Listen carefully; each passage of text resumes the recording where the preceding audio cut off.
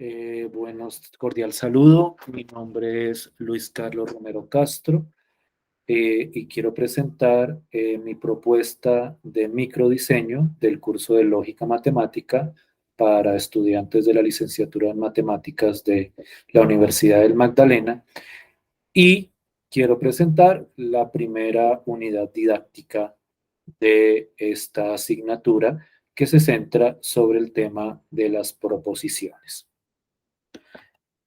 Como primera medida, como una presentación mía, yo soy matemático y magíster en docencia de las matemáticas. Tengo experiencia de más de 15 años en la enseñanza de las matemáticas a nivel universitario y he realizado investigaciones en el campo de la educación matemática, especialmente en lo que corresponde al análisis de los procesos de argumentación de los estudiantes universitarios. Entonces quisiera presentar algunos aspectos con respecto a mi propuesta curricular. En primer lugar, quisiera presentar la justificación del curso. Esta justificación la veo a partir de un aspecto normativo con respecto a la resolución 2041 del 2016 del Ministerio de Educación Nacional, la cual establece que en la formación de un licenciado es necesario que él consolide el dominio de los saberes y conocimientos con respecto a el campo o el área en la que se desempeñará como licenciado. Entonces, en ese sentido, pues teniendo en cuenta que esta asignatura está propuesta para un programa de licenciatura en matemáticas, pues se hace necesario que, que las asignaturas permitan que el estudiante adquiera a través de su proceso formativo los saberes y conocimientos propios del campo de las matemáticas. En ese sentido, y teniendo en cuenta que la lógica es la disciplina que estructura el razonamiento matemático, nosotros podemos plantear que es importante proponer una asignatura en la cual se apropien de las herramientas de la lógica los estudiantes, especialmente en aquellas herramientas que se enfocan en las reglas que permiten deducir proposiciones a partir de ciertos axiomas.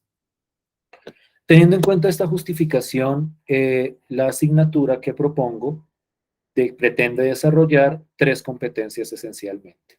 La primera es hacer uso del lenguaje de la lógica simbólica para representar expresiones que hacen parte de las diferentes ramas del campo de las matemáticas.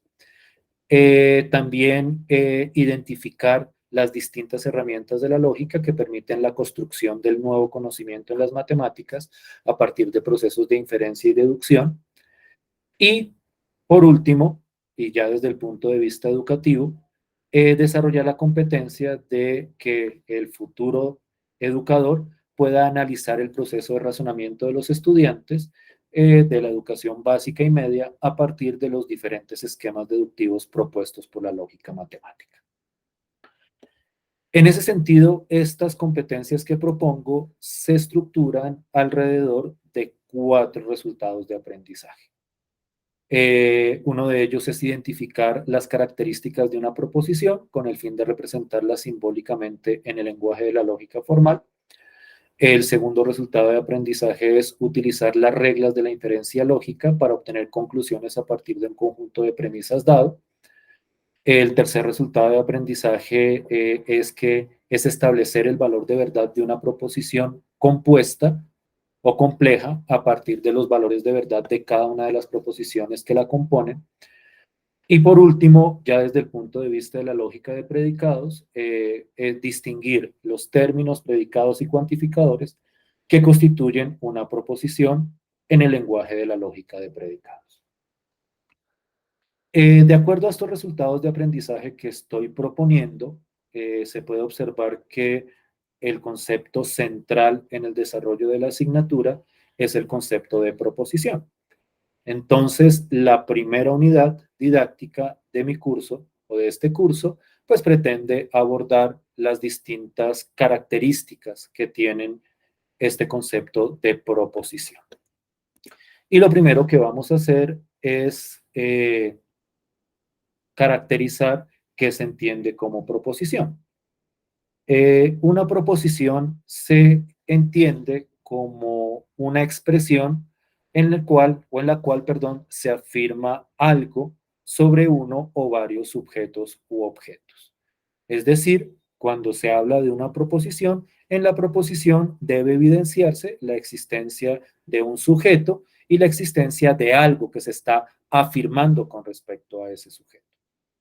En ese sentido, un rasgo característico de las proposiciones es que tienen lo que denominamos un valor de verdad, es decir, que podemos establecer si la proposición es una proposición verdadera o es una proposición falsa. Este valor de verdad que se le atribuye o que se determina con respecto a la proposición debe ser un valor de verdad que se pueda establecer sin ningún tipo de ambigüedad o relatividad.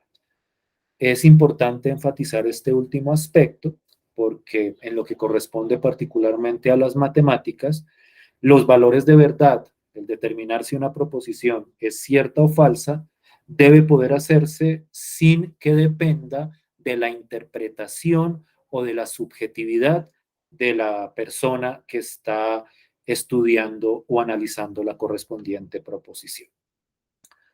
Entonces, en ese sentido, nosotros podemos observar algunos ejemplos en la cotidianidad de este tipo de proposiciones.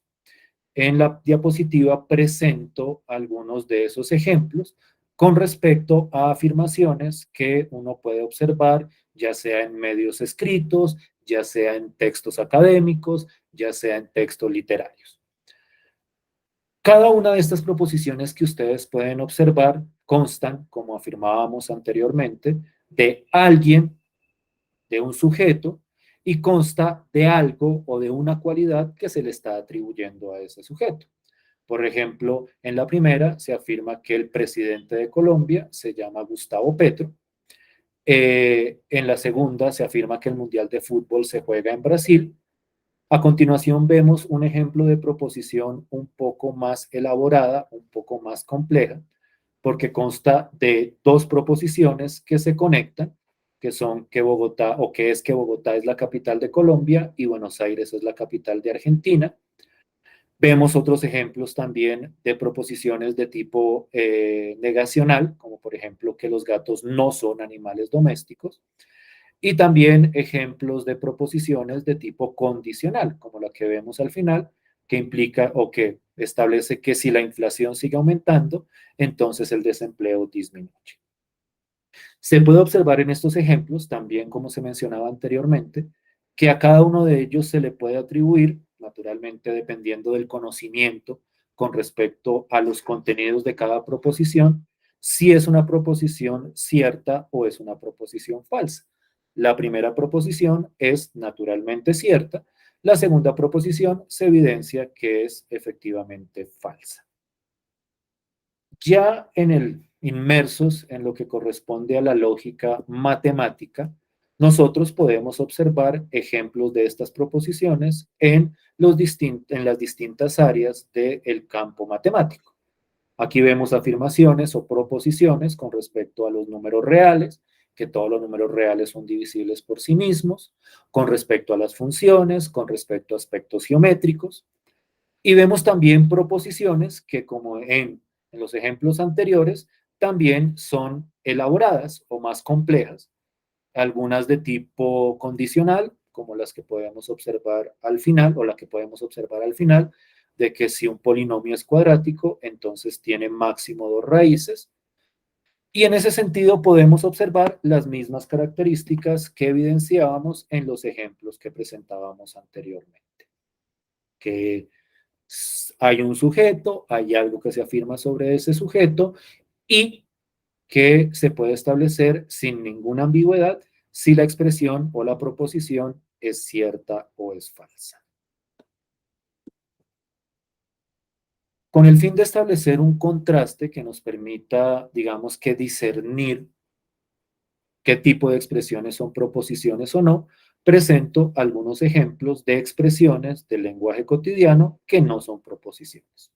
Dentro de estos ejemplos se incluyen las expresiones interrogativas o admirativas, en las que se cuestiona o se exclama algo, como qué hora es o cuánto tiempo se inverte, que son expresiones sobre las cuales no hay ningún tipo de aseveración que nos permita determinar un valor de verdad.